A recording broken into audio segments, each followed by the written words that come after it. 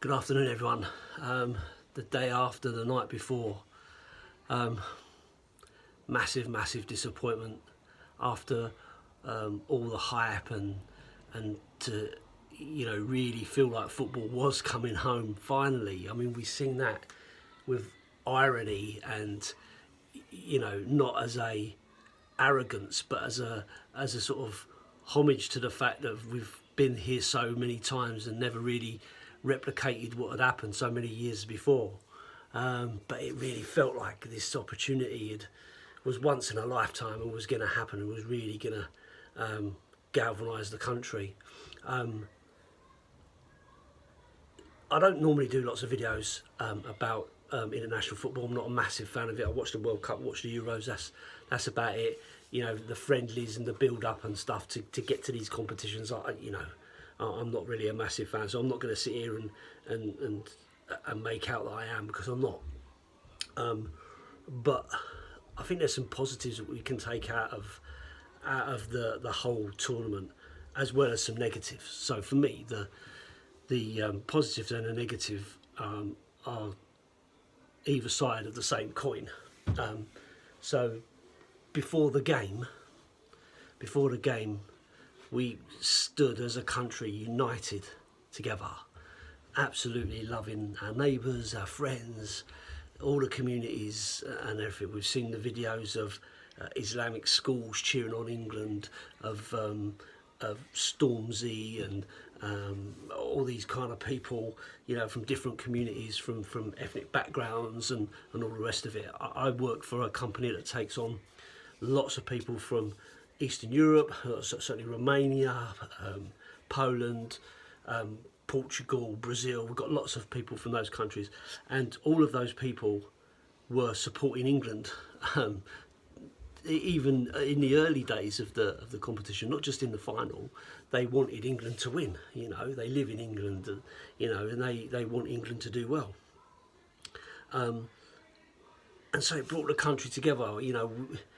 It was great to see, and I loved the idea of it, and seeing all these people singing Neil Diamond and stuff like that. Football's coming home, Vindaloo. What a great atmosphere, and what a great feeling. And then on the flip side of that, we've seen racial abuse of 3 of our own players who moments earlier we'd all pinned our hopes on and would have lauded as heroes had they buried their penalties. So it makes you wonder what's going on in some people's heads that is acceptable and makes sense. It just doesn't make sense to me. I really don't get it. I'm sorry. And if you are a person watching this video and you follow me on any of the socials or subscribe to my channel or whatever, don't go away. I don't need you kind of people. And I know I'm nobody. I'm just nobody. I'm just a normal person, right? But I guarantee you this: if you are putting racial abuse of anybody on your socials, and it comes to my attention, be 100% guaranteed I will be reporting you. I will be sharing you and showing who you are to anybody that listens, to the police, to Twitter, Facebook, whoever. I will be calling you out, because for me it's just unacceptable. People are people from wherever they're from.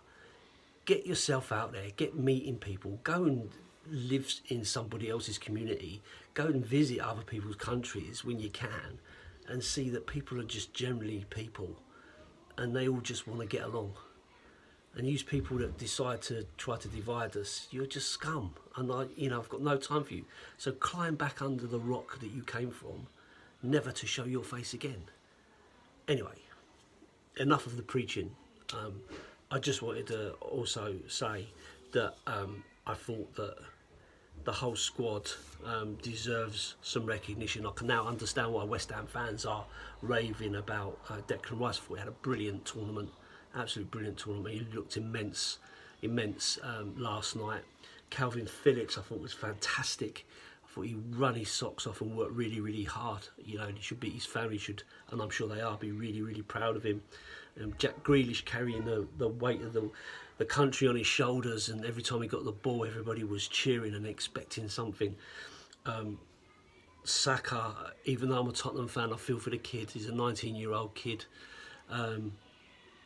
He should be proud. He did as best as he could.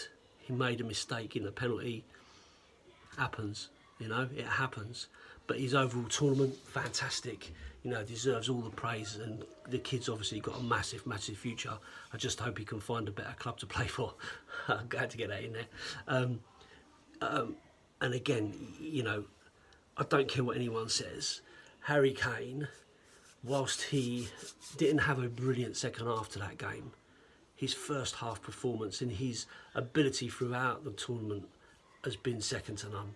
You know, the guy absolutely deserves credit for his performances, and the fact that he's so disrespected by fans from other clubs, and even his own club, to be fair, beggars belief to me. You know, it absolutely beggars belief to me.